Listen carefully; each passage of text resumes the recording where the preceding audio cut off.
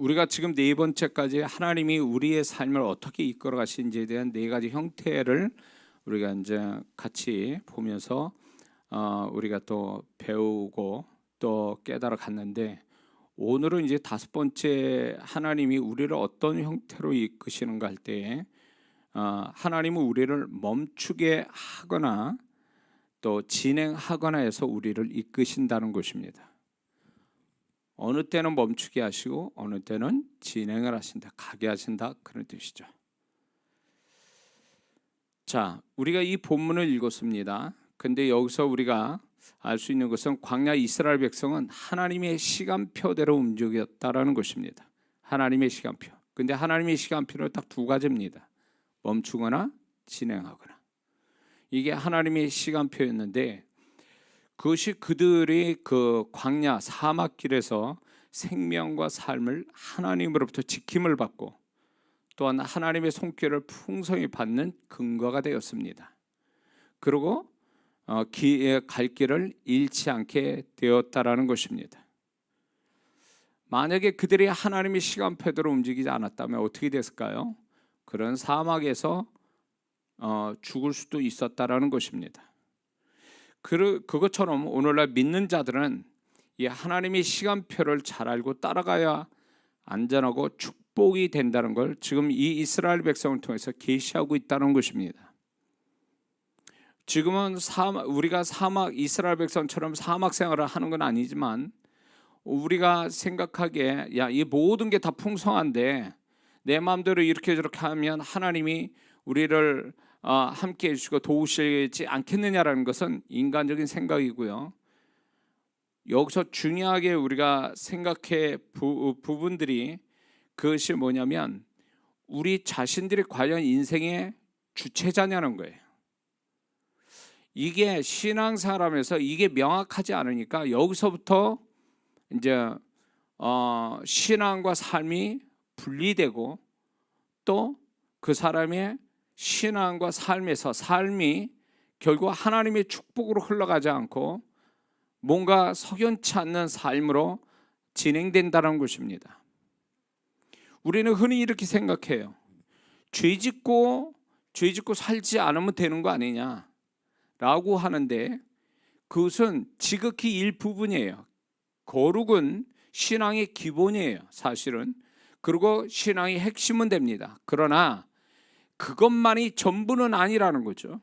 왜냐하면 우리 자신의 개인적으로 거룩해지는 거와 하나님과 더불어 같이 사는 건 차원이 다른 얘기예요.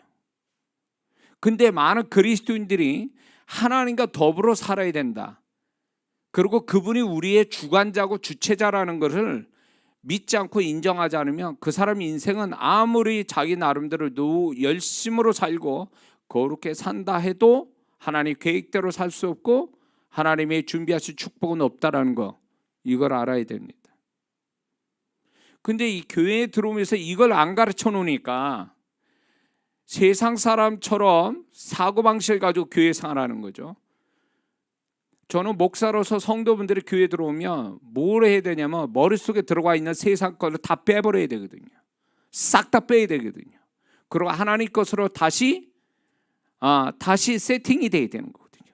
셋업이 돼야 되는데 이게 교회에 들어와서 머리는 온통 세상 쪽 사고방식과 패턴을 가지고 있고 교회만 이 행위만 가지고 교회를 다니니까 이게 수박 같은 신앙이 되는 거죠. 안과 밖이 다르고, 그러다 보니까 신앙생활을 하는데 그 사람도 갈등을 갖는 거죠. 왜 신앙생활을 하는데 내 인생은 안 풀리지? 왜 나는 문제가 이렇게 많지? 내가 죄 짓고 사는 것도 아닌데, 이런데 여기서 답을 못 찾는 거예요. 왜? 신앙의 수준이 안 돼. 그거를 답을 알기에는. 그럼 누가 얘기해 줘야 되냐? 목회자 같이, 아니면 정말로 제 영적 멘토가 같은 그런 사람들이 가르쳐 줘야 되는데, 과연 오늘날 성도분들이 자기 멘토가 있겠냐 이거예요. 이렇게 정확하게 하나님의 입장에서 얘기해 줄 수 있는 사람이 얼마나 되겠냐 이거예요. 오늘날 많은 성도분들이 목사에 지금 저한테 무지 많이 이렇게 전화 오고 상담하고 카톡 보내고 뭐 문자 보내고 메일 보내고 이런 분들이 참 많아요. 근데 아주 제가 생각해도 너무너무 예수 믿는 분인데도 험악하게 인생을 살고 지금 또 심각한 문제가 있어서 어떻게 풀 줄 몰라가지고 이제 저한테 어떻게든지 하려고 이렇게 좀 답을 얻어보려고 하는 그분들이 너무 마음이 아픈 거예요. 그 여기까지 교회까지 찾아와요. 그래서 문이 잠겨 있으니까 전화하고 돌아가고 오고 싶어도 예배 드리고 싶은데 드릴 수 없다고 마음이 너무 아픈 거예요. 얼마나 오죽 답답하면 여기까지 왔겠나 싶기도 하고, 그분들이 가지고 있는 문제를 이게 풀어야 되는데 본인이 풀려고 하나님으로부터 풀려고 하는데 풀어줄 사람이 없는 거예요. 그렇게 배우지도 못했고, 저는 이걸 보면서 그분들이 그렇다고 해서 세상 사람처럼 빙빙 돌며 세상 사람처럼 사는 것 같지는 않더라고요. 얘기 들어보면. 근데 왜 인생이 그 모양이냐는 거예요. 그분들이 그렇게 원해서 그렇게 마구 그냥 되는 대로 그냥 막 산 것도 아닌데 왜 예수 믿는 사람이 그렇게 돼야 되냐는 거예요. 하나님이 분명히 그의 인생을 구원받은 다음에 죽을 때까지 지키시고 약속하는데, 하나님이 기본적으로 채워주시고 축복하시는 게 약속이 돼 있는데 권세도 있는데 왜 인생이 그렇게 되냐는 거예요. 나는 그분들의 책임도 일부분은 있을 거라고 봐요. 알면서 고의적으로 한 거 있다든가. 그런데 정말 진짜 큰 문제는 뭐냐면 모르는 거예요. 왜 자기 인생이 그렇게 흘러가야 되는지를 모르는 거예요. 두 번째, 멘토를 만나지 못한 거예요. 양으로서 목자를 또 못 만난 거예요. 개인적인 신앙을 지도로 못 받은 거예요. 응? 교회를 열심히 교회만 문턱만 밟으면 뭐하냐고. 예배만 들어갔다 예배만 드리고 나갔다 하면 그게 신앙이 전부냐고요. 그게 요즘은 세상에 뭐가 있습니까? 병원에 주치의가 다 있어요. 선진국에 이 단어 주치의가 있다, 동네에도 자기 주치의가 있다, 이런 말이 제가 이렇게 책을 읽거나 이런 걸 통해서 볼 때 그 몇십 년 전, 한 20, 30년 전 얘기해도 외국에서나 쓰는 말이지 한국에는 그런 말을 잘 안 쓰거든요. 근데 지금은 그런 말 자주 쓰거든요. 주치의가 있다. 병원 가면 나를 잘 아는 그 진단해주고 치료해주는 주치의가 있다, 이런 말 쓰잖아요. 근데 세상 또 동네 병원에도 주치의가 있는데 어떻게 그 신앙생활을 하는데 그 신앙을 지도해주고 이렇게 가르쳐주고 방향을 제시해줄 멘토가 없다라는 게 말이 되냐고요. 이거는 고의적으로 멘토를 안 만나려고 하는 그런 신앙이면 그건 얘기할 거 없어요. 그런 정도는.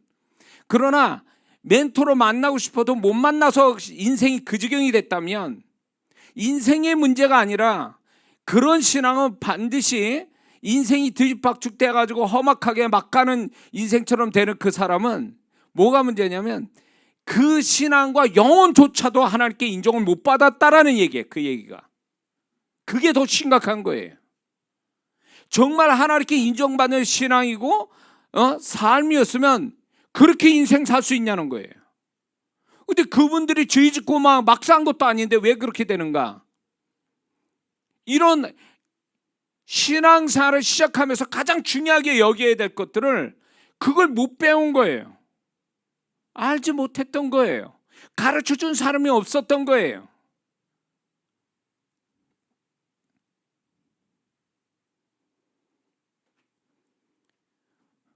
오늘날 성도분들이 복 있는 성도의 모습이 하나가 뭔지 아세요? 자기의 상태를 정확하게 진단해주고 얘기해주고 방향 제시해주고 치유해주고 권면해줄 수 있는 멘토가 있는 게 복 있는 거예요. 큰 교회 다닌 게 복이 아니라고요. 그렇다고 큰 교회 다니는 분들을 제가 비난하는 게 아니에요. 큰 교회 다니더라도 거기서 자기 멘토가 있어야 되는 거예요. 자기 영혼을 관리해 줄 사람이 있어야 돼요.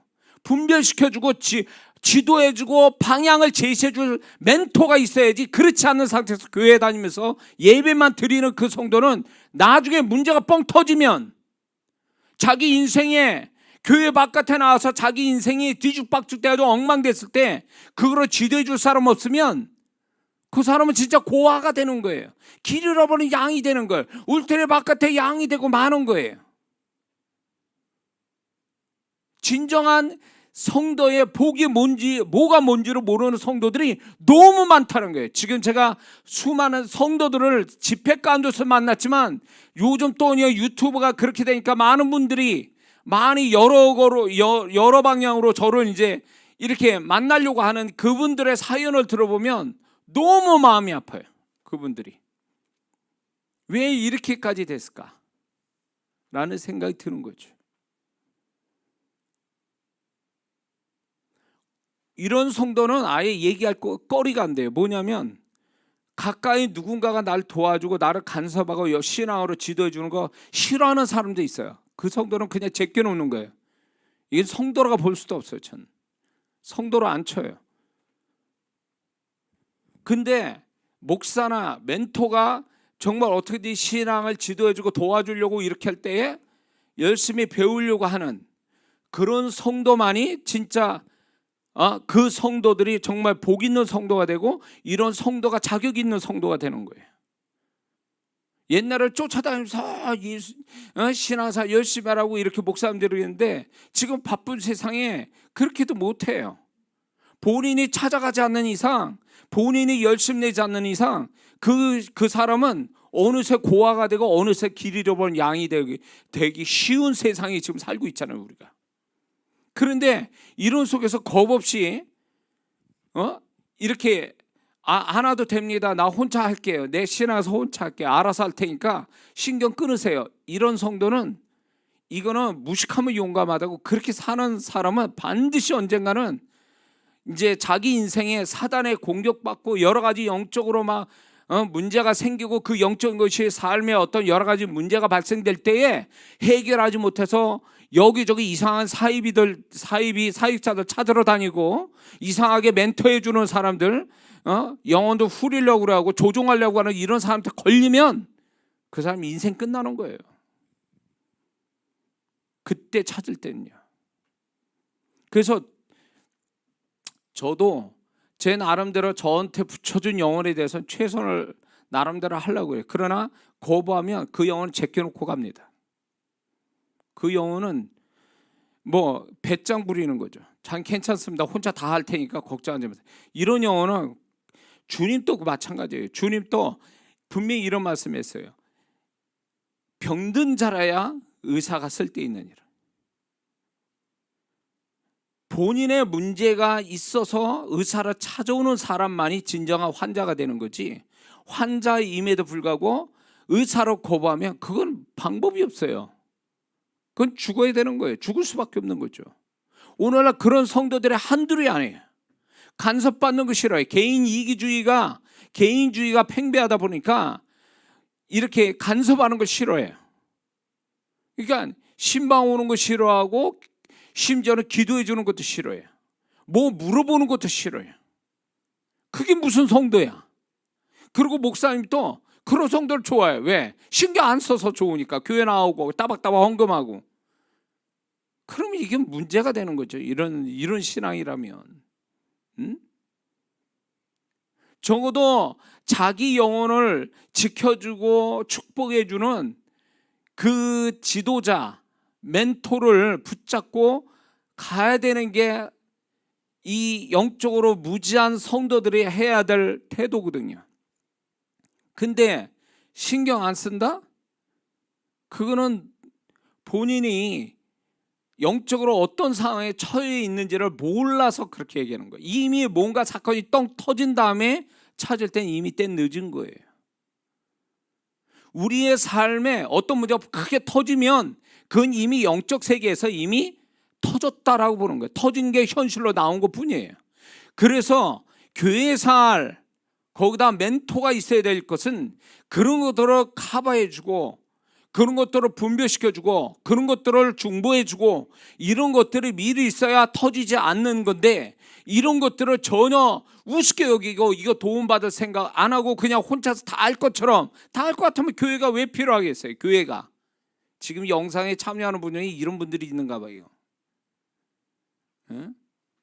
그러면 교회가 왜 필요하냐고. 교회가 여기 교회 안 다니면서 영상에 참여하는 분들 잘 들으세요.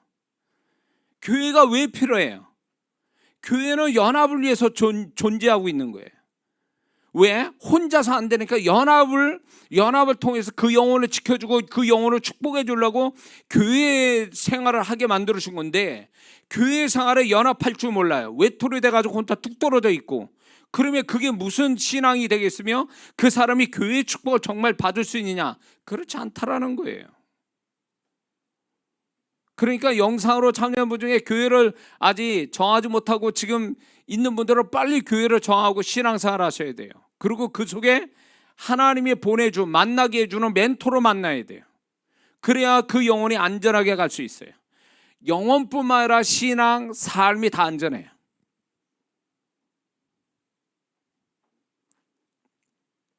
자, 얘기는 다시 돌아와서 믿는 자들이 살아가는데 내가 인생의 주체자가 아니고 하나님이 내 인생의 주체자라는 걸 인정한다면 분명히 하나님의 이끄심대로 순종을 해야 돼요. 근데 오늘 우리가 배워야 될 거는 하나님께서 멈추거나 진행하시는 이 두 가지 시간표를 통해서 우리를 이끌어가는 걸 잘 분별해서 거기에 맞춰서 가야 된다는 거죠. 이걸 못 맞춰지면 문제가 뭐냐면 가라는데 멈추고 있고 멈추라는데 가고 있고, 이렇게 되면 무슨 문제가 생기냐면 하나님이 그 사람에 대해서 하시고자 하는 것들이 다 뒤집어져 버리는 거예요. 그러니까 이게 다 반대적 현상이 일어나는 거예요.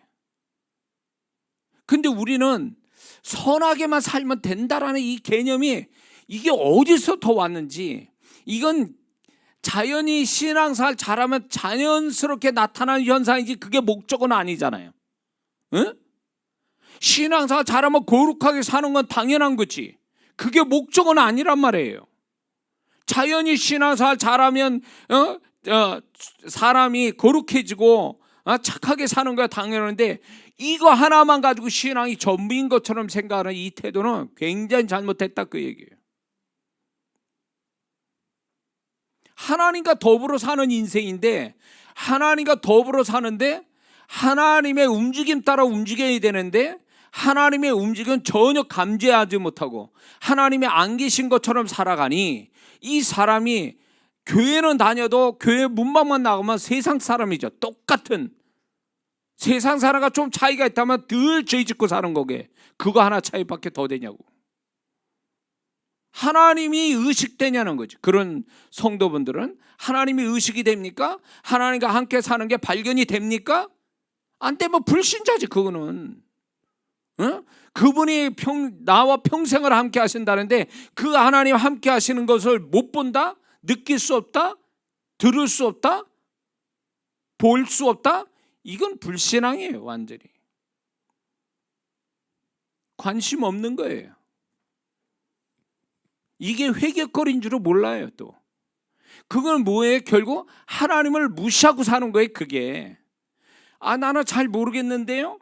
무슨 신령한 사람이나 그렇게 한 줄 아는데 어디에 신령한 사람이 그렇게 그런 사람만 한다고 어디 자격을 거기다 성경에 어디에 써놨냐고요.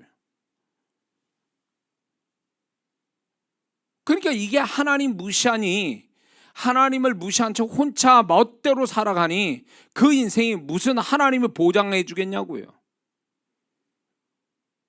그러니 하나님이 보장하지 않는 인생에 무슨 축복이 있겠어요. 거기에 사단의 밥 되는 건 시가 문제지. 난 착하게 살았는데 왜 나는 인생이 이렇게 가지요?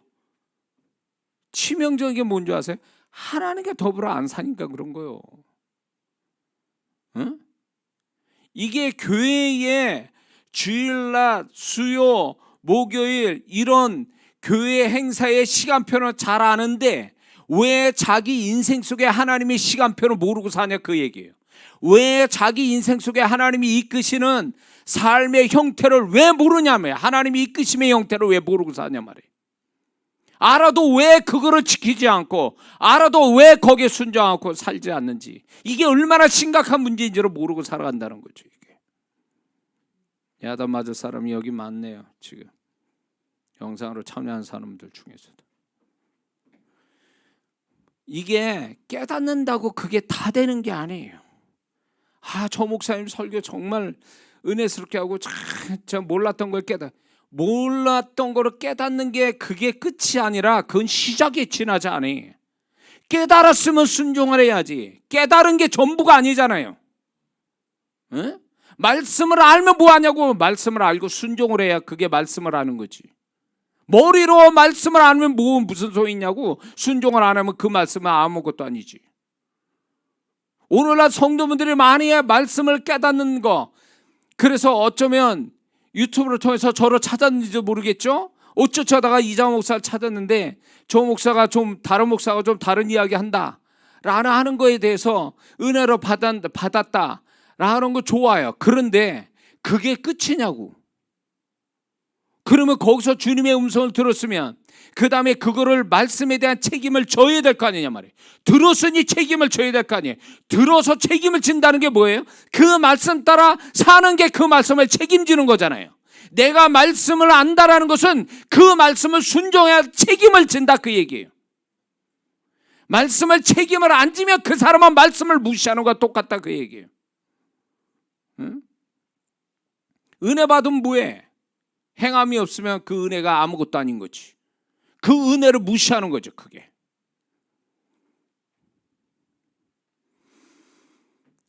자, 그래서 우리가 우리 인생 속에 하나님이 우리를 이끄시는데 다섯 번째 형태가 멈추기도 하고 또 진행하기도 하신다 그거예요.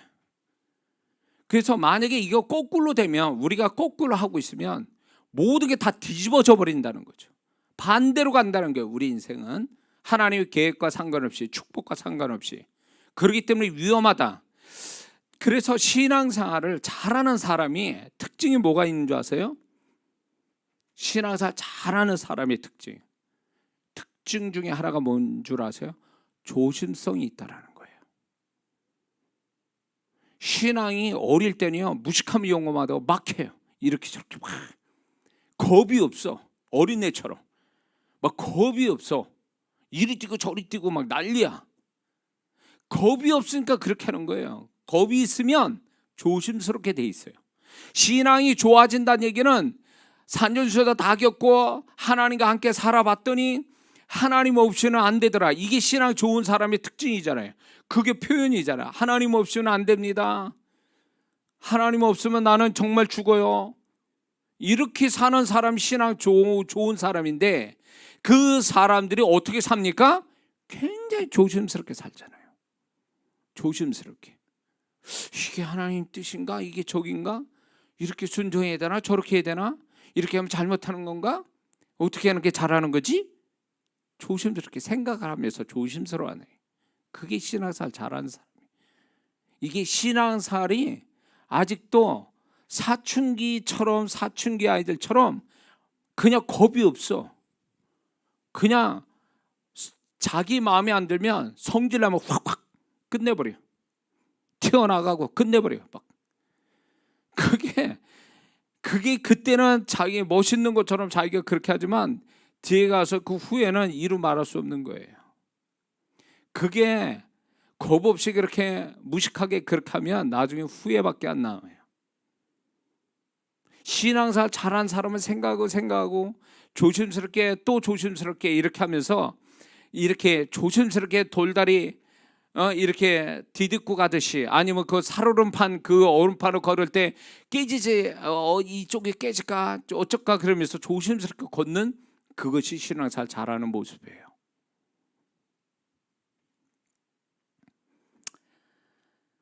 자, 그래서 이제 우리가 하나님이 멈추라 할 때 멈추고 가라 할 때 가야 되는데, 이게 우리의 갈등이 이런 게 있어요. 몰랄 수도 있지만 분명히 하나님은 멈추라고 하는 것 같은데 상황은 자꾸 가라고 그래. 내 기분도 가야 될 것 같고 사람들도 그렇게 말하고, 또 하나님은 가라고 그러는데 상황은 멈추는 거예요. 나도 멈추고 싶고. 이런 양 대립되는 이 상황 속에 갈등은 가질 수가 있습니다. 이런 경우가 있죠. 요 부분을 좀 아는 사람이라면 요 갈등이 있어요. 눈에 보이는 환경에서 오는 거와 하나님의 사인이 달라요. 완전히. 그럴 때 우리는 갈등을 갖습니다. 그럴 때 우리가 해야 될 일이 뭔지 아세요? 제일 먼저 해야 될 게 하나님이 정말 어떻게 하기를 원하는지 증거로 구하는 거예요. 이게 1번이에요. 이거를 찾아야지 합리화시킨다? 핑계대고 변명되고 상황 따라가 버린다? 하나님은 멈추라는데 상황이 가라니까 가. 그러면서 합리화시키거나 변명돼요. 상황이 자꾸 가래서 어쩔 수 없었어요. 이렇게 얘기하는데 그건 하나님 앞에 안 통해요. 그런 변명, 성경에 변명돼서 하나님이 수긍한 사람은 한 사람도 없어요. 지금 성경 속에. 근데 많은 사람들이 어쩔 수 없다라고 얘기해요. 상황이 이래서 어쩔 수 없었어요. 그거 하나님 앞에 안 통합니다. 그게 하나님이 그렇다고 해서 그 사람의 축복을 안 주실 걸 주시는 것도 아니에요. 근데 우리는 이런 대립되는 어떤 양 대립되는 상황이 생길 수 있어요. 얼마든지 있어요. 그럴 때 아예 무시하고 사는 사람은 이건 제껴놓고, 이런 사람은요, 이런 상황이 있을 때 제일 먼저 해야 될 게 상황을 볼 게 아니라 하나님이 정말 어떻게 하기를 원하신지 증거를 찾아야 돼요. 증거를 찾을 때까지 하나님은 기한을 주세요. 반드시 주세요. 그냥 이렇게 밀어붙여가지고 막 그냥 시간도 없이 막 이렇게 하시는 분이 아니에요. 왜냐하면 내가 하나님 뜻에 순종하려고 명확한 확실한 증거를 구하는데 하나님이 안 주시겠냔 말이에요. 주셔요. 여지껏 제 삶을 돌이켜봐도 하나님이 그렇게 하셨어요. 그래서 그 하나님의 증거를 구한 다음에 그걸 붙들고 상황과 내 기분과 다른 사람 말을 이겨가면서 가야지, 이거를 증거는 안 찾고 이게 지금 바깥의 상황이 이게 더 확실하고 이게 하나님의 인도하심이다라고 착각까지 하면서 그렇게 한다면 그 사람은 나중에 후회합니다. 아니란 걸 나중에 알게 돼요.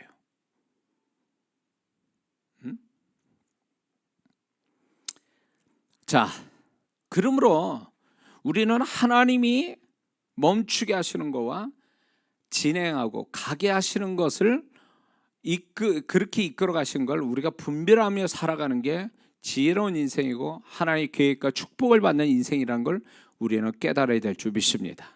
그럼 먼저 우리가 알아볼 게, 하나님은 우리를 멈추는 것으로 해서 우리를 이끌어 가시는데 어떤 현상이 오는 줄 아세요? 하나님은 멈추라고 할 때 이런 현상이 와요. 무엇인가 진행하거나 진행이 되지 않거나 진전이 없어요. 두 번째 현상은 제자리에 걸음하는 것 같은 현상이 와요. 세 번째는 반복하는 것 같다. 그 다음에 네 번째는 힘에 부치고 결과가 없다. 다섯 번째는 주변에 반대적 현상이 일어난다. 그 얘기는 뭐냐면 지금까지 잘해왔는데 잘해온 것이 갑자기 반대적 현상으로 나타나요. 다 모든 게 나를 수긍하고 나를 도왔던 것들인데 어느 순간부터 이게 뒤집어져 버려가지고 나를 등 돌리고 대적하고 싸움 나고 이런 어떤 반대적 현상이 일어난다라는 거죠. 그 다음에 지금까지 잘해오다가 의미와 가치가 없어지는 것 같은 느낌이 와요. 요거는 하나님께서 그 마음과 상황을 통해서 멈추라는 사인을 지금 보내시는 거예요. 이게 지금 임상적으로 얘기하는 거예요. 이건 멈추라는 신호라는 것을 우리가 알아야 됩니다. 근데 문제는 뭐냐면 우리 한국 사람은 이렇게 뭔가 계속 움직여야 할 것 같은 이 부지런함, 이게 있어요. 한국 사람은 멈추면 무슨 생각 드는 줄 아세요? 하다가 멈추면, 쉬면 무슨 느낌을 갖냐면 가만히 있으면 뒤처지는 것 같고, 그리고 퇴보되는 것 같고, 손해보는 것 같고, 무기력해지는 것 같고, 이런 느낌을 받아요. 그래가지고 뭔가를 해야 돼. 안 하면 불안해. 가만히 멈추면 불안해. 응? 쉰다고 휴가를 갔는데 일거리 잔뜩 싸가지고 가. 응? 그리고 핸드폰 또 그냥 계속 들여다봐. 누가 연락 올까 하고. 응? 잠도 못 자. 응? 뭐 생각하는 게 많아가지고. 그게 무슨 휴가예요, 그게. 일하러 가는 거지, 그게. 심리적 일을 하는 거지, 그게 무슨 휴가 쉬러 가는 거냐고, 그게. 그러니까 한국 사람은 이래요. 저도 이제 외국에서 집회 이렇게 잘하고 몇 주 있다가 이렇게 한국에 들어오면 그 외국 사람들 그 여유로운 모습을 이렇게 보다가 아, 그래, 인생은 저렇게 사는 게 참 행복하고 복이 있는가 그러다가 이제 한국 들어와서 이제 인천쯤 올 때면 벌써 마음이 불안해. 일거리가 자꾸 생각나. 뭘 해야 돼 막. 마음이 급해져. 그래서 야, 나는 할 수 없는 나도 한국 사람이구나 이런 생각이 듭니다. 근데 이 외국에 이제 목회하는 우리 그 후배 목사는 이렇게 가서 집회하고 이제 그 후배 목사들 또 관련된 목사님들 이렇게 만나보면 한국 사람들도 거기서 여유롭게 목회를 해요. 내가 농담 반 진담 반으로 이렇게 얘기했어요. 어이, 이 목사 한국 오면 목회 못할 거예요. 이런 마인드와 이런 사역 패턴이면 한국 오면 아마 쫓겨날걸? 한국 성도한테. 응? 이렇게 여유 부리면 안 돼. 여기서 목회하니까 그렇게 하는 거지. 한국에 와서 이렇게 하면 당장 쫓겨나. 그러니까 좀 여유롭게 하더라고요. 근데 우리 한국 목회자는 얼마나 열심히 하는지 몰라요. 병 나는 줄 모르고 계속 열심히 합니다. 그러니까 오죽했으면 의사분들이 그 목사님이 이제 간 검사인데 간의 수치가 너무 높고 막 이래버리니까 술 적게 드시라고 목사인 줄도 모르고 이랬다는 거예요. 진짜 사실 그래요. 이게 이제 속 썩고 막 이렇게 일이 너무 힘들고 막 그러니까 목사가 이게 간이 안 좋아진 거예요.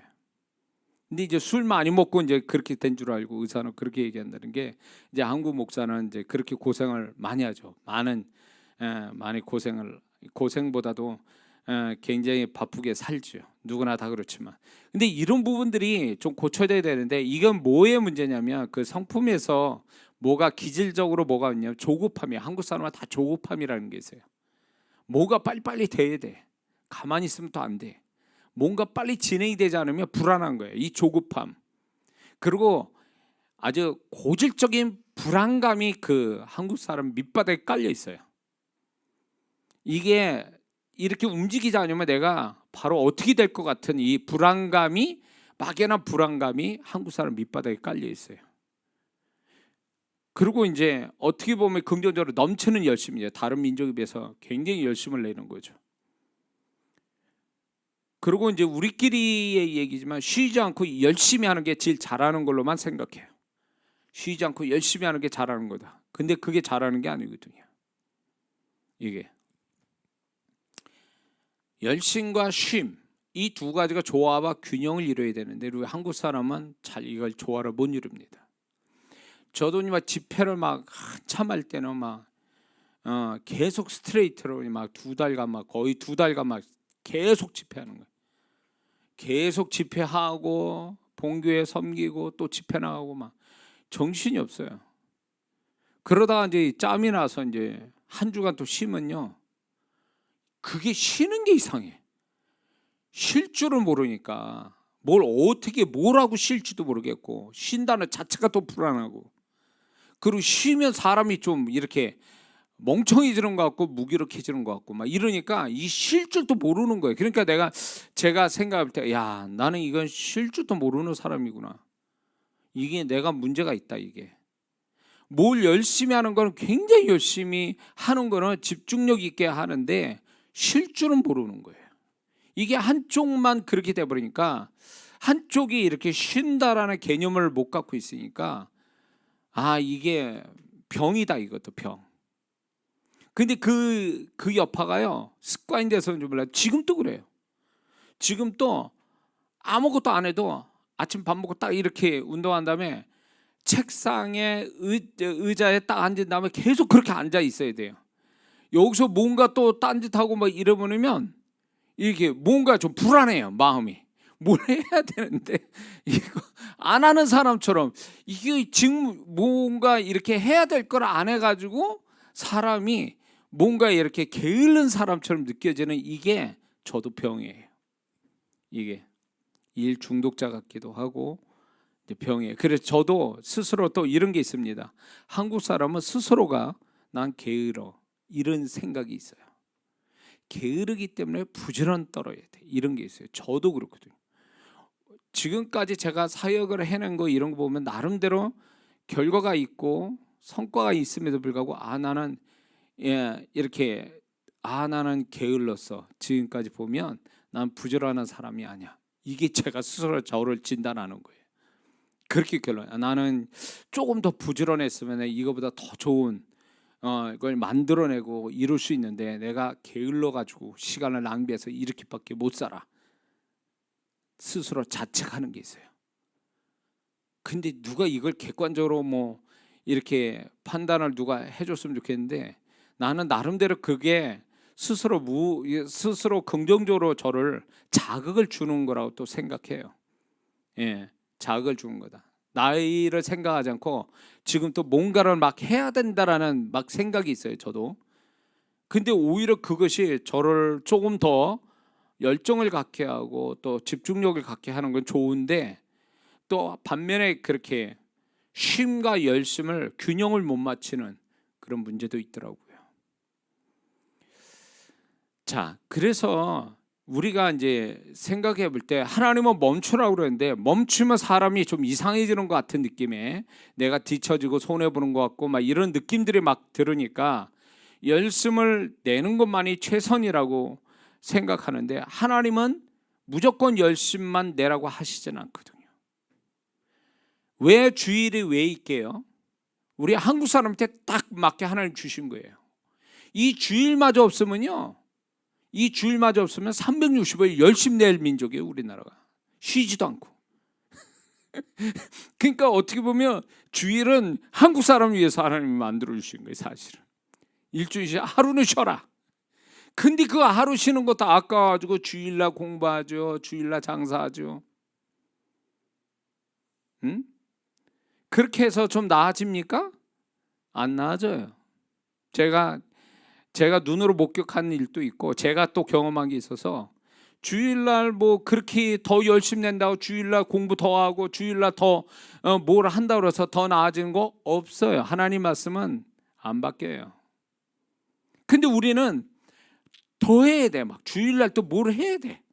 쉴 줄은 몰라. 영적인 쉼이라는 걸 몰라요. 그래가지고 주일날에도 뭘 해야 돼. 자꾸 뭐 그게 어쩔 수 없어서 회사에서 그렇게 한다니까 뭐 그거는 어쩔 수 없는 거예요. 그러나 정말 자기가 쉴 수도 있는데도 쉬지 않는다면 이건 병이에요. 이건 문제가 되죠. 그래서 이게 멈추랄 때 멈추지 못하는 거는 이게 열심과 조급함과 불안감 이런 것들이 있어서 멈출 줄 모르는 거예요. 그래서 하나님은 멈춰야 될 때로 멈출 때를 아시고 우리를 멈추게 하시거든요. 그럴 때 내가 설사 나는 멈추고 싶지 않은데 그래도 멈춰야 돼요. 하나님이 멈추라 할 땐 다 이유가 있는 거거든요. 왜 멈추게 하실까요? 난 지금 막 가고 싶은데 왜 멈추게 하는 거야? 더 진행하면 첫 번째는 더 진행하면 손해보거나 위험해서 멈추라고 그러시는 거예요. 두 번째는 멈춰서 정리해야 될 것이 있기 때문에 멈추게 하는 거예요. 멈춰야만이 정리를 할 수 있는 것들이 있어요. 그래서 하나님 그래서 멈추게 하시는 거예요. 세 번째는 진행하는 것보다 멈추는 것이 유익되기 때문에 멈추게 하시는 거예요. 네 번째는 왜 멈추게 하느냐? 가는 방향이 잘못됐을 때 멈추게 하세요. 왜? 방향을 다시 잡아야 되니까. 그래서 하나님을 멈추게 하시는 거예요. 이것도 모르고 계속 방향이 틀린데 그쪽으로 막 달려. 서울 갈 사람이 지금 부산으로 막 가고 있어. 이거는 멈춰야 되는 부분이에요. 이거 가면 안 되는 거예요. 그래서 하나님이 가는 방향이 잘못했을 때 멈추게 하셔요.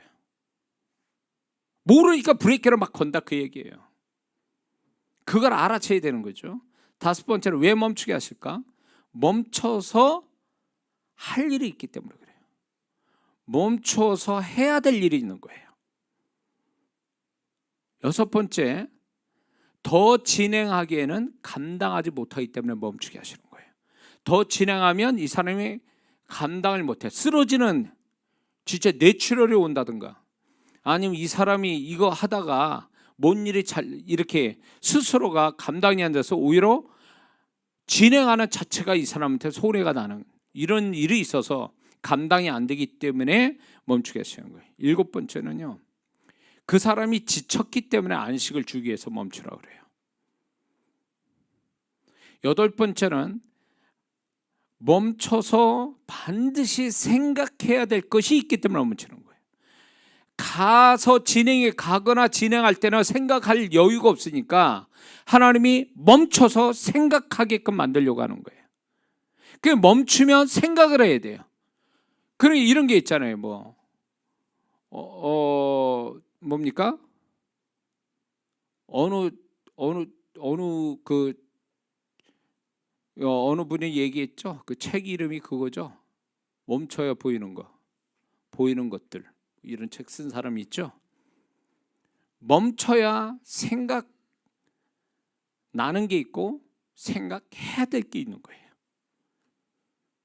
그래서 하나님은 이 사람이 잘 나간다 할지라도, 잘 진행된다 할지라도 탁 멈추게 하실 때는 그 사람이 미처 생각하지 못한 걸 생각나게 하거나 생각하게 만들려고 그러는 거예요. 아멘 좀 해요. 하나님이 이런 게 있어요. 제가 집회를 하다 보면 제가 집회에서 더 아주 생생하게 경험되는데, 이게 이제 인생하고 이렇게 다 믹서가 이렇게 오버랩이 되는 것들이에요.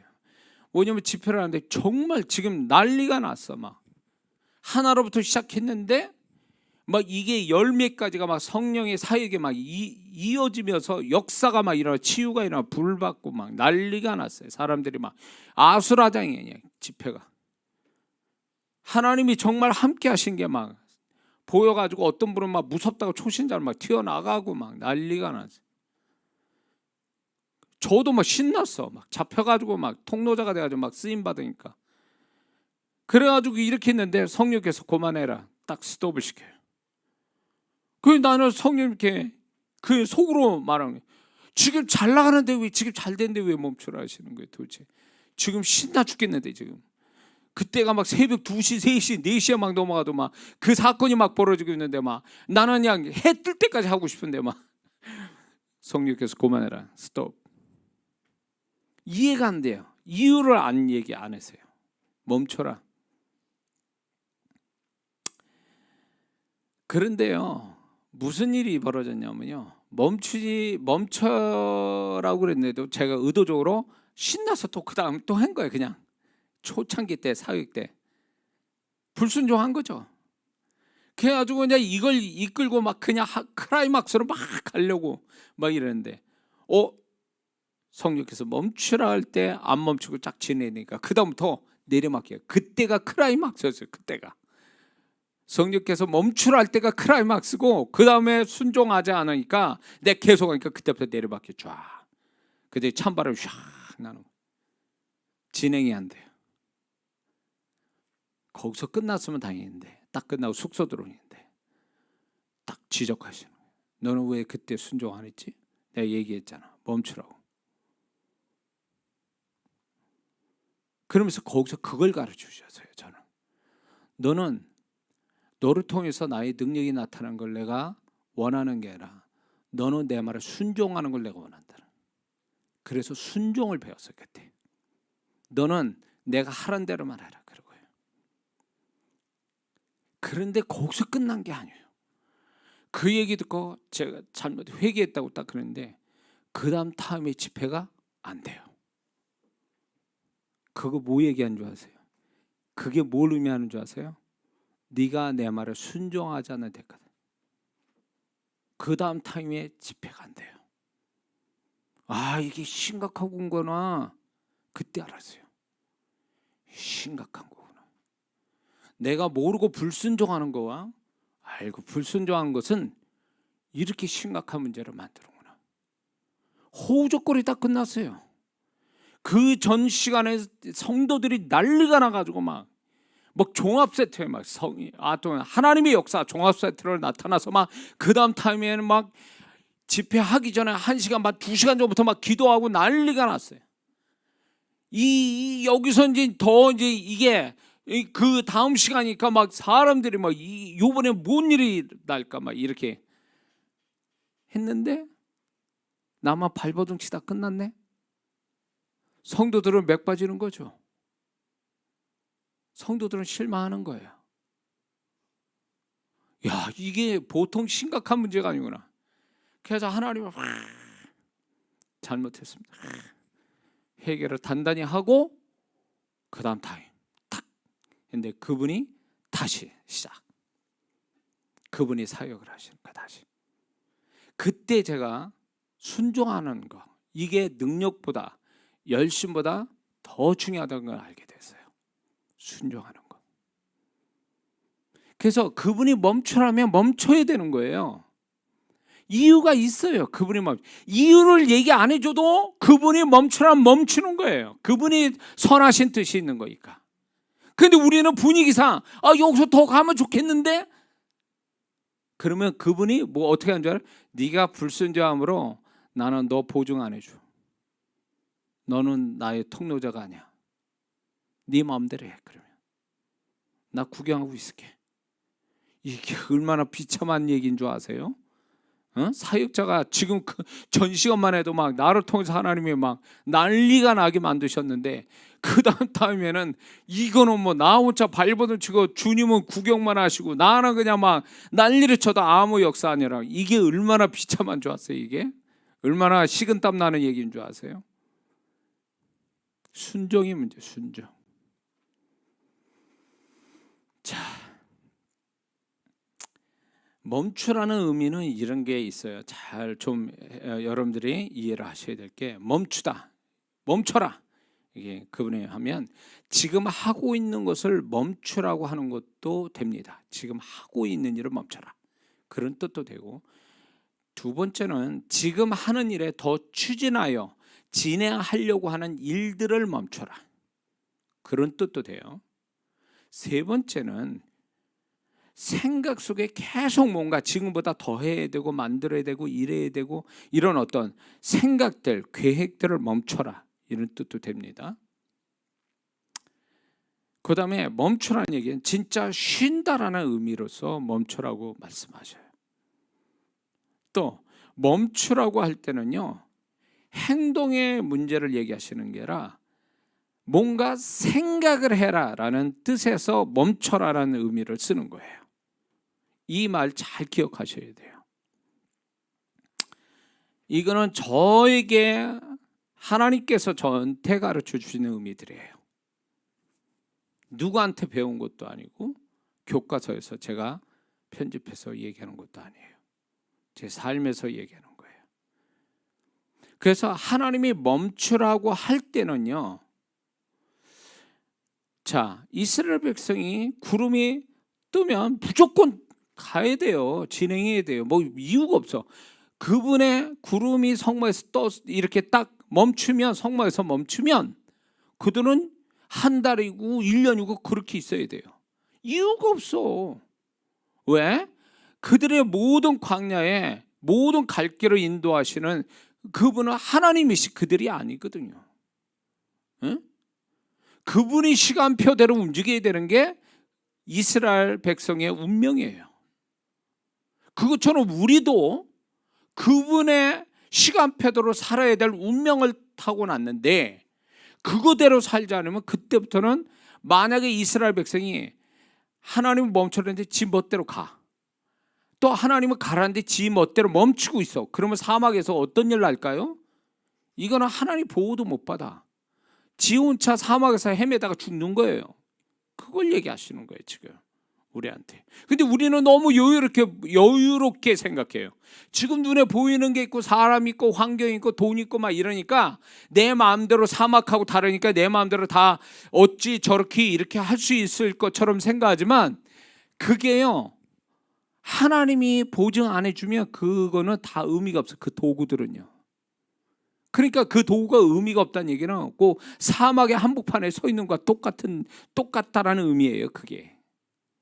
근데 우리는 뭔가 손에 잡히는 게 있으니까 이거 믿고 뭐 이렇게 해보면 되는가요?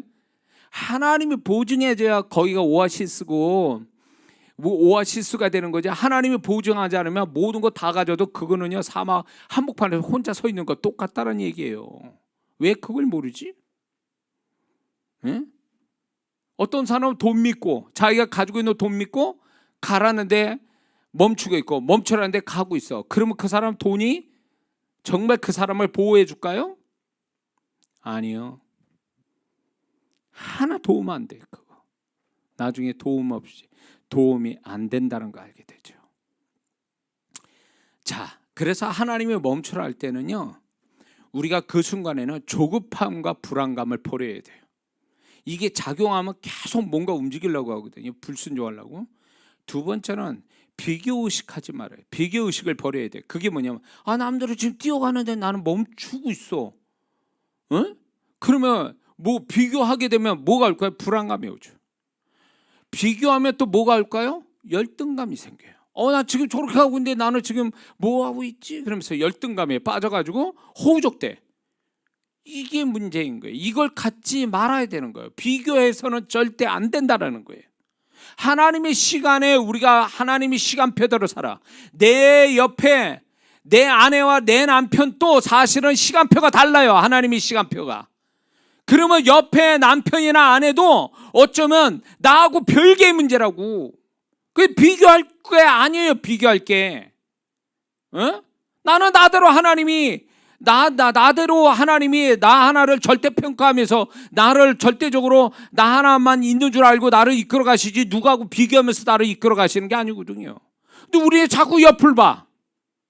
자꾸 저 사람 뛰어가는데 나는 왜 이렇게 멈추고, 왜 하나님 멈추라는 거야? 내 지금 날 꼴찌 만들려고 그러시나? 막. 목회 초반에 할 때 제가 실수한 게 뭔지 아세요? 지금 초반에 개척은 잘했어요. 하나님이 인도하심 받아서 잘했어요. 그래서 나름대로 잘 진행되고 있었어요. 근데 같이 목회 개척한 우리 동기 목사들, 내지는 목회자 원래 모임에 가보니까 비슷하게 개척한 분들의 그 모습들 보니까 그분들은 막 뛰어가네. 나는 걷고 있고 그분들은 뛰어가.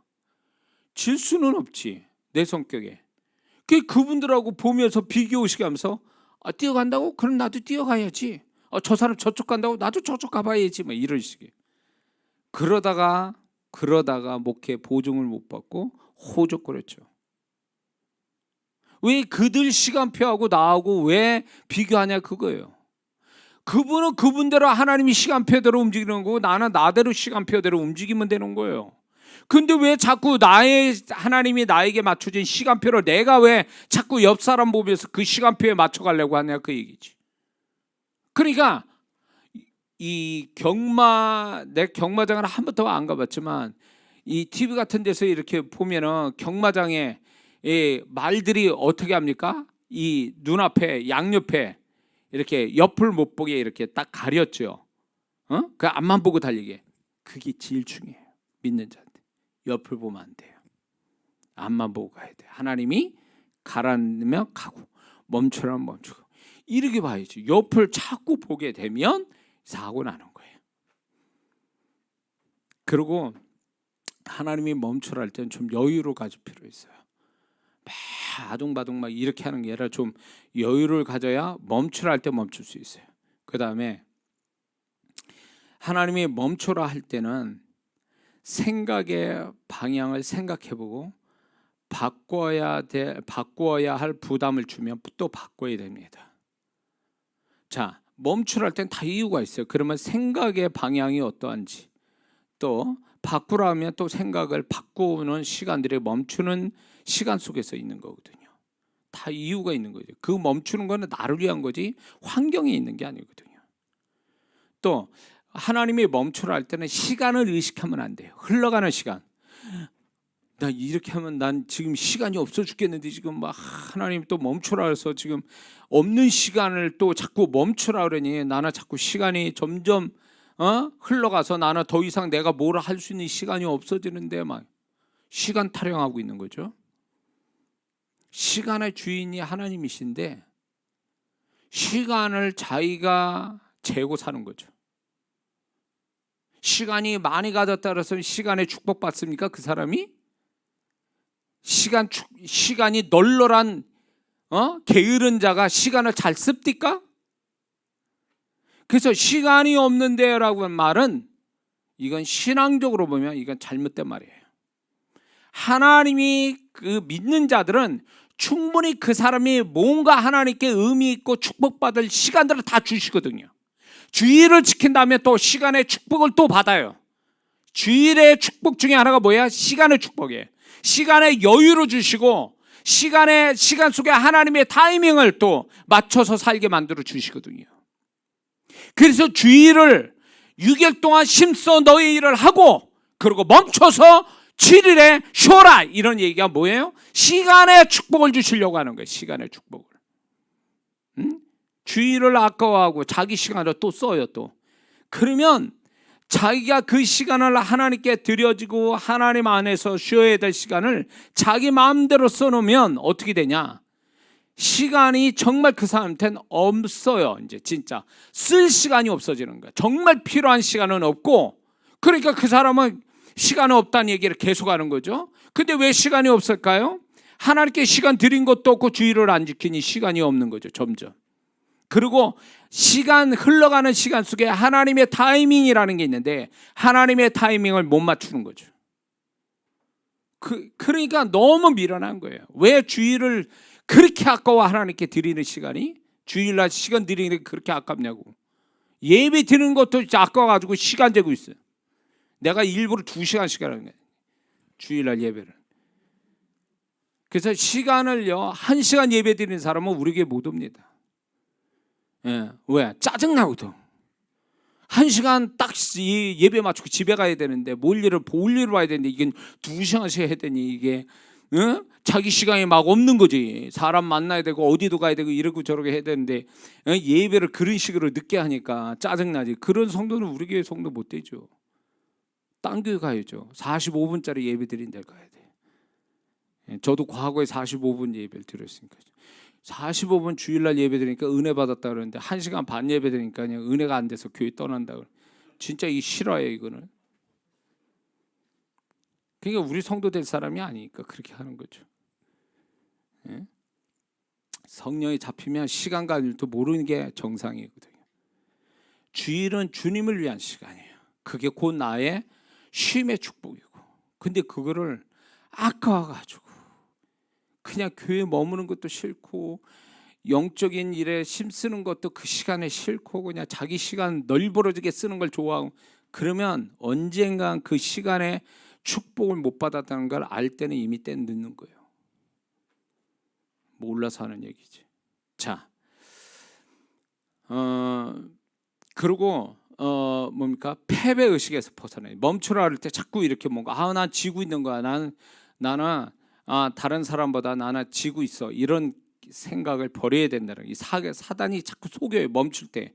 야, 너 갈 텐데 왜 자꾸 멈추고 있어? 막 이러면서 우리 속이죠. 열등감으로 여러 가지로 또 패배 의식으로 비교 의식으로. 그다음에 멈추라 그럴 때는요. 나의 시간표를 조정하고 정리해야 됩니다. 하나님이 멈추라는데 나의 시간표는 가고 있는 거예요. 그러면 조정해야 돼요. 멈추는 시간으로 조정해 놔야 돼요. 그러니까 나의 시간표와 하나님의 시간표는 다르면 다를수록 문제가 생겨요. 하나님의 시간표가 내 시간표가 돼야 돼요. 믿습니까? 그 다음에 나 자신에게 쉼을 줘야 돼요. 하나님 멈추라면 나 자신한테 쉼을 정말 진정한 쉼을 주는 그런 시간으로 사용해야 됩니다. 그래서 멈추게 하는 거예요. 이게 사람이 과부하가 생겨요. 너무 내달리잖아요. 머리가 이제 이런 거 경험해 보신 분들이 있을지도 몰라요. 저도 이제 쉬어야 되는데 쉬질 않으니까 머리가 이게요 열이 나는 것 같아. 막 만져봐도 열이 있어. 머리에 열이 있고 머리가 터져 나갈 것 같아요. 너무 이게 쓰다 보니까 더 이상 못 쓸 것 같은, 머리가 터질 것 같은, 막 이런 느낌이 와요. 과부하 걸린 거죠. 그리고 아무 생각이 안 나. 머리가 이게 너무 써가지고 저기가 된 거예요. 그럴 때는 쉬어야 되거든요. 어떤 식이든 쉬어야 돼요. 그럴 때 이제 제가 청소기 들고 청소를 이렇게 그런 걸로 쉬는 거죠. 그러다가 이제 또 마음이 있으면 또 요리 이렇게 재료 사다가 요리를 또 하고 그렇게 해요. 그렇지 않으면 계단 운동을 해요. 운동을 해서 머리를 식혀요.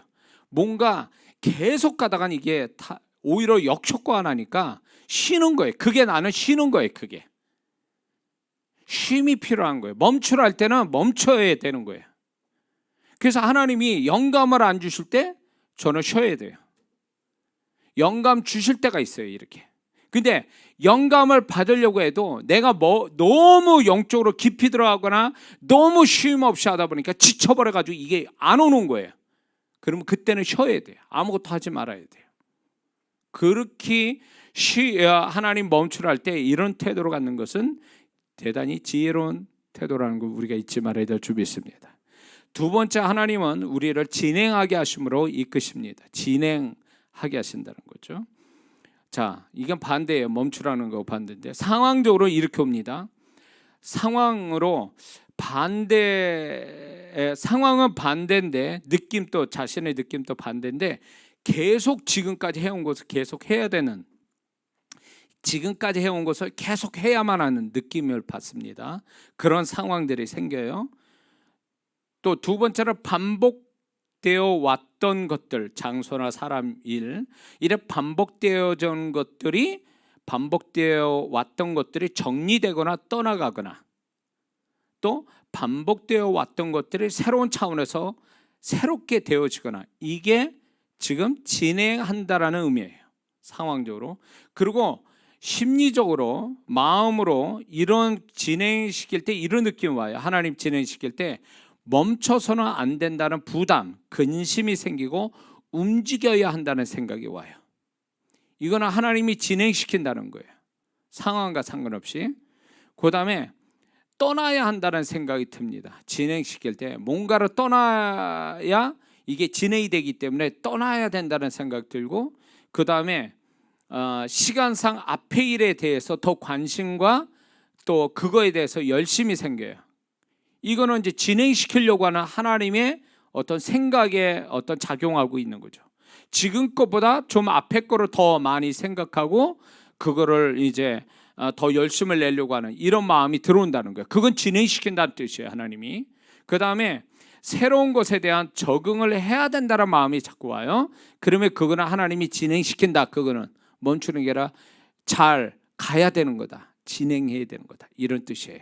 이런 식으로 상황적으로 마음으로 이런 어떤 현상들이 일어난다는 거예요. 그러면 이거는 진행해라, 가라, 그런 뜻이거든요.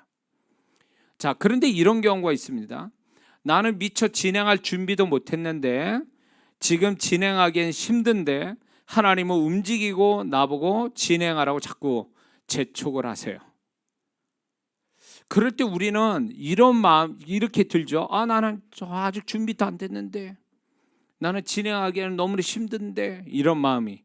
그런데 하나님은 가라, 움직여라, 진행하라, 막 이렇게 하세요. 그럴 때 우리는 알아야 될 세 가지가 있습니다. 여기서 이 시점에서 첫 번째, 내가 주체자가 아니다. 이걸 알고 있어야 돼요.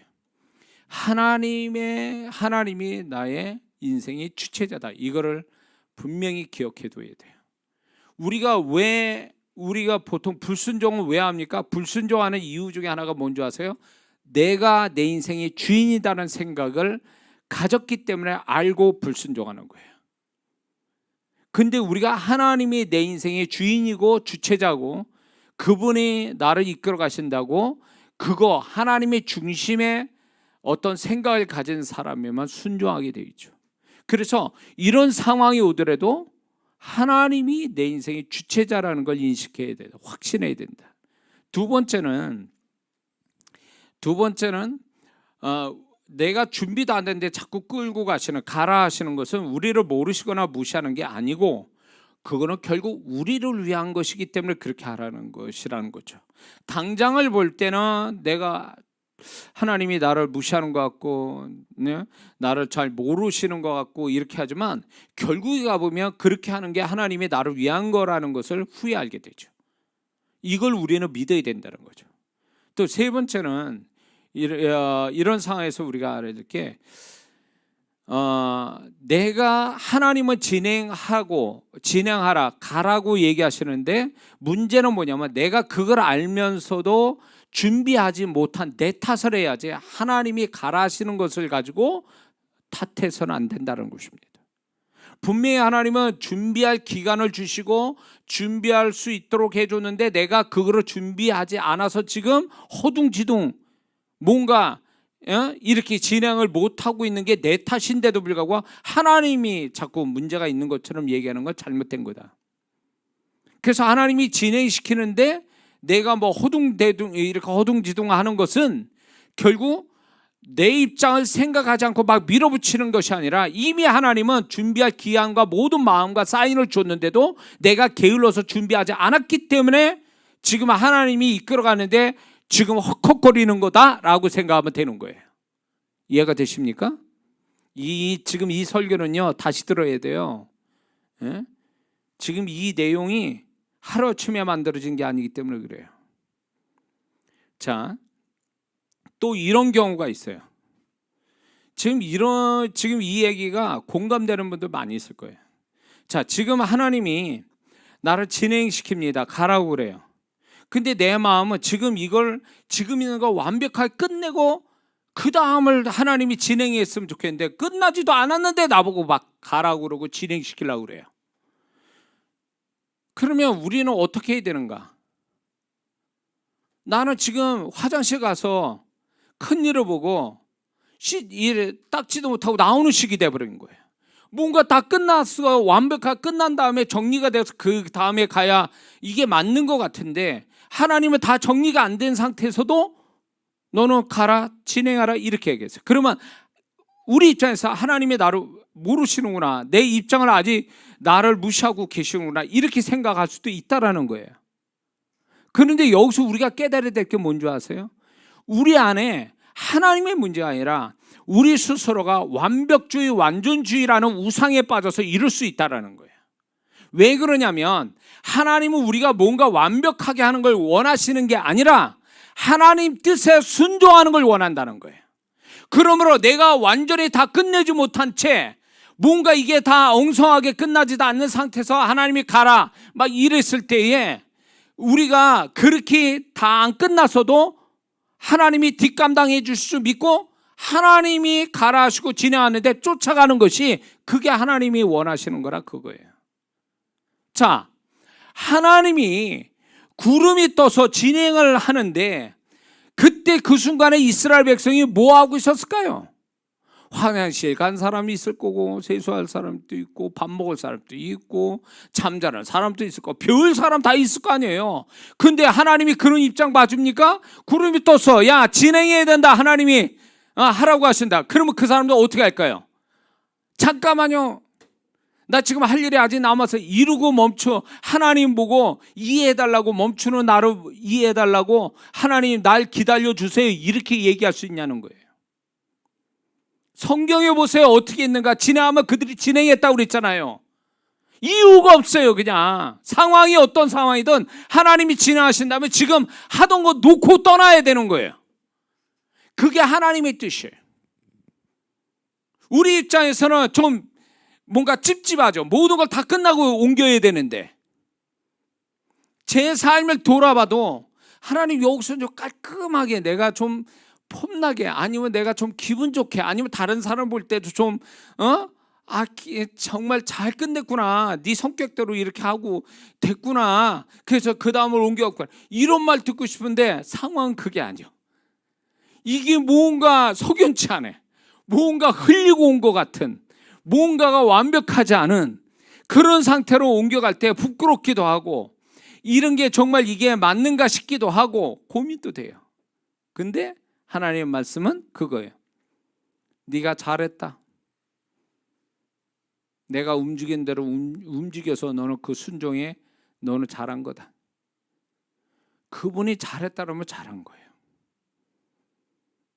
뒷감당은 그분이 해주신다 그 얘기예요. 응? 내가 할 일은 완벽하게 하는 게 아니라 하나님 뜻에 순종하는 게 그게 나의 자신에게 완벽한 거예요. 믿습니까?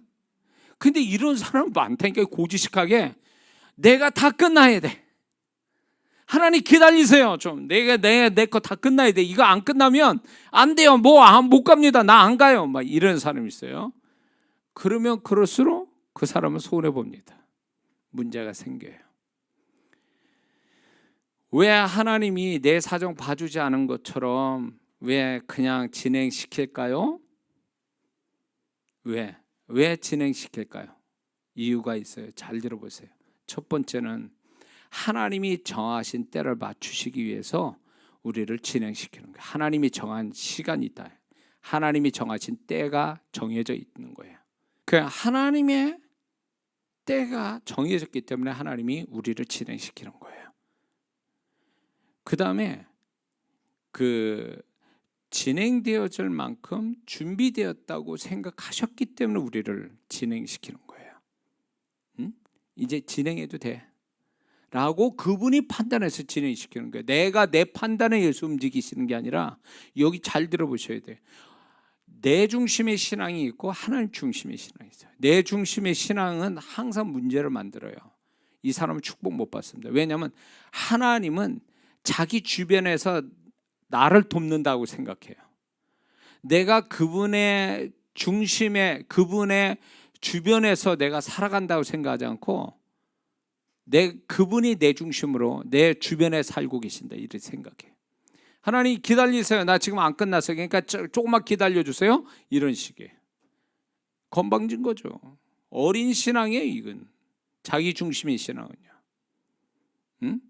하나님이 진행시키면요, 하다 말고 다 보따리 싸고 그분이 진행한 대로 따라가야 되는 거예요.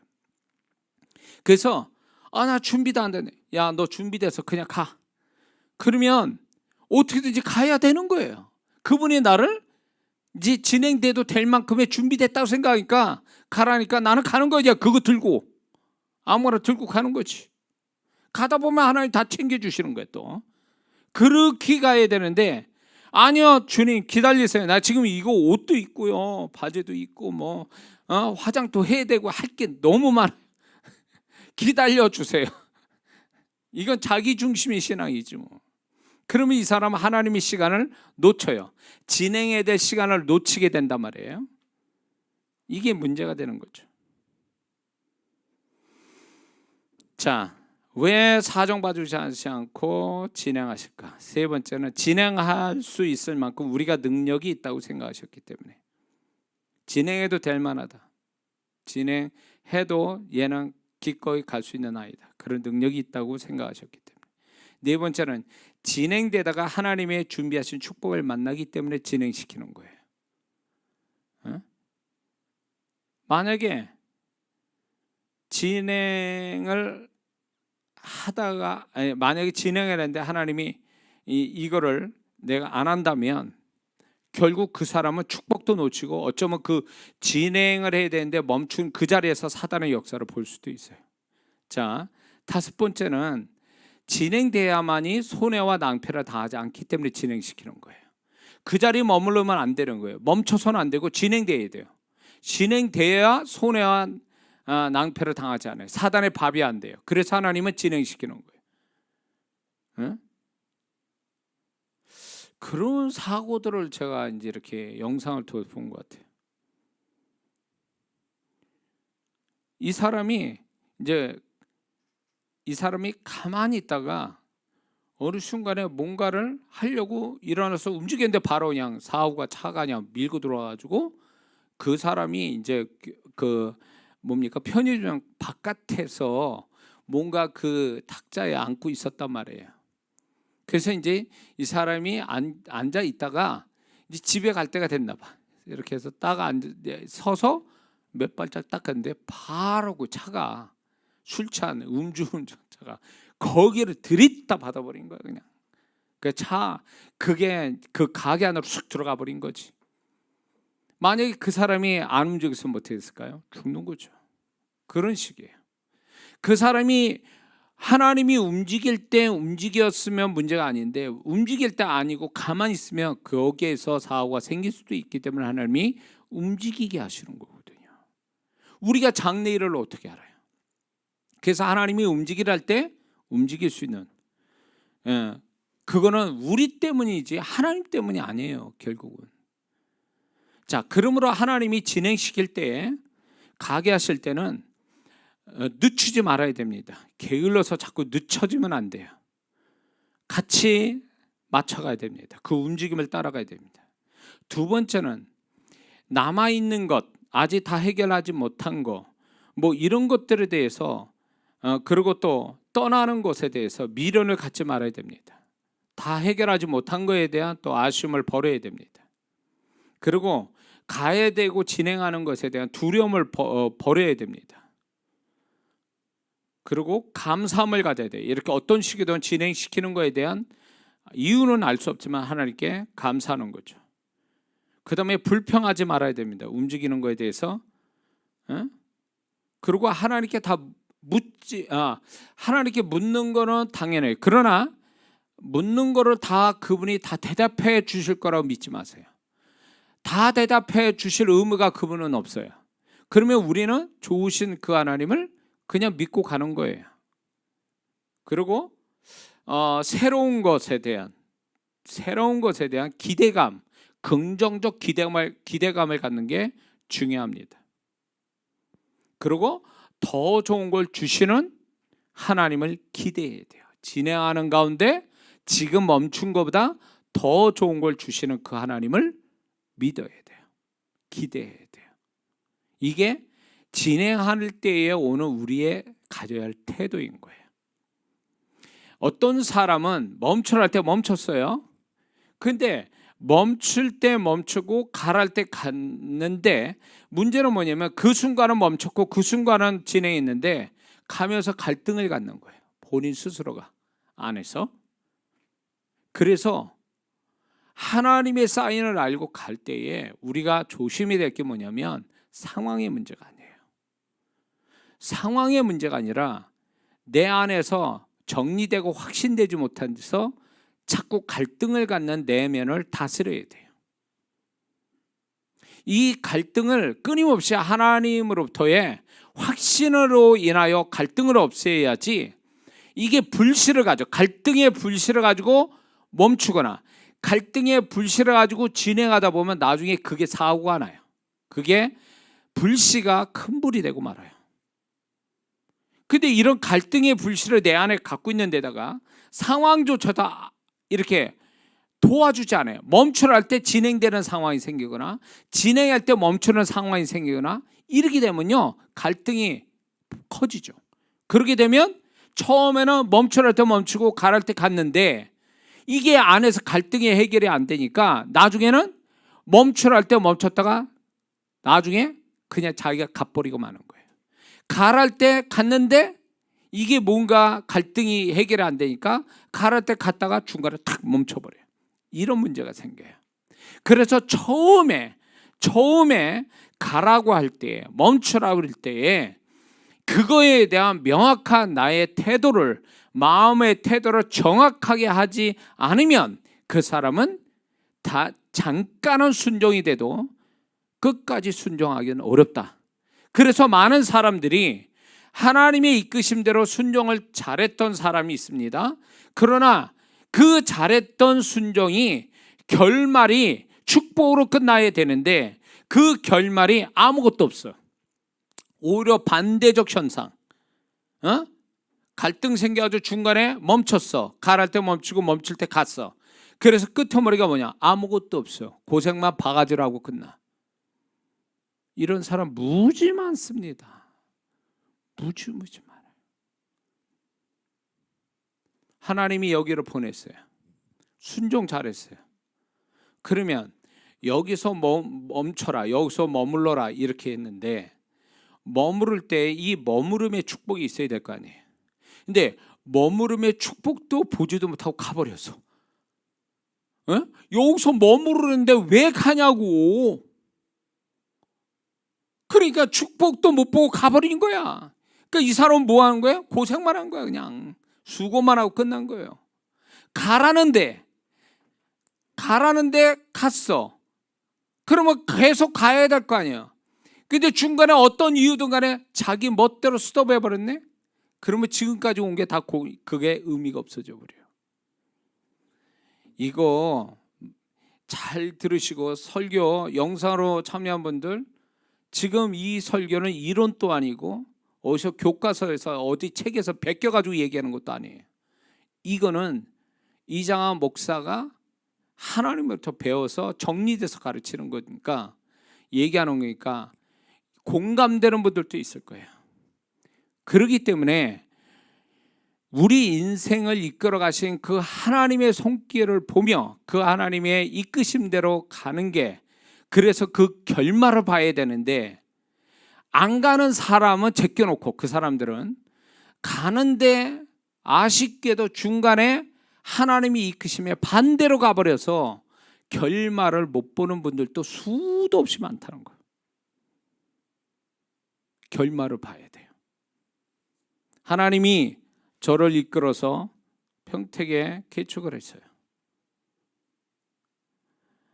자그만치 28년을 평택에서 살았어요. 목회를 떠나지도 못하고 수도 없이 생각했어요. 그런데 하나님께서 떠날 때 돼서 여기 수적교회로 왔잖아요. 그러면 28년에 멈추라고 하는, 거기서 멈추라고 하신 것이 과연 무슨 의미가 있을까? 나는 멈추라 해서 멈췄고 가고 싶어도 못 가고 계속 멈춰서 28년을 머물렀는데 과연 그러면 나한테 뭘 주셨을까? 할 때 지금 이런 내 모습을 주신 거예요.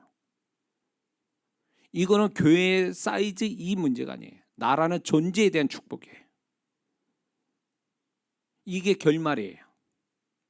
만약에 제가 인간적 계산으로 멈추라고 거기서 머물라고 그랬는데 머물기 싫어서 여기저기 떠다녔다면 지금 이장한 목사 이 모습보다 더 형편없는 목사가 됐을 거예요. 근데 하나님이 머물라고 그래서 미련 맞게 머물고 있었다고요. 그게 돈이 모자라서도 아니고 상황이 안 돼서도 아니에요. 머무르는 끝에 뭔가 하나님이 머물라고 할 땐 다 이유가 있으니까. 근데 그 이유가 결국 나라는 존재를 축복하시기 위해서 머물게 하신 거예요. 이 존재의 축복이 지금 많은 분들은 하나님이 제가 주님의 통로자가 되게 된 거죠. 그러니까 머무를 때는 머무르라는 이유가 있어요. 1년이라 제가 28년을 머물게 한 하나님의 뜻을 잊지 않은 거죠. 가랄 때는 다 이유가 있는 거예요. 멈추지 말고 가랄 때는 그만한 다 그분의 이유가 있어요. 그러면 지쳐서 뻗어져도 지쳐서 쓰러지대로 가야 되는 거예요. 왜? 가야 거기에 뭔가 하나님이 계획이 성취되고 축복이 거기에 나를 위한 축복이 있으니까 가야만 하는 거예요. 중간중간에 내 편하자고 내 힘들다고 멈추고 가야 될 거 멈추고 멈춰야 될 거 가버리면 그 사람은 지금까지 해온 수고가 아무것도 아니라 이거예요. 도루묵이 된다고 그러죠. 그러므로 저는 이 설교를 통해서 많은 분들이 다시 한번 자신의 삶에 정말 이 부분, 지금 멈추라는 것과 진행시키는 것에 대하여 정말 제대로 했는지를 한번 보고, 그리고 끝까지 가서 결말을 받는지 안 받는지 그런 것들을 좀 살펴서 다시 한번 이 말씀이 축복이 됐으면 좋겠습니다. 기도하겠습니다.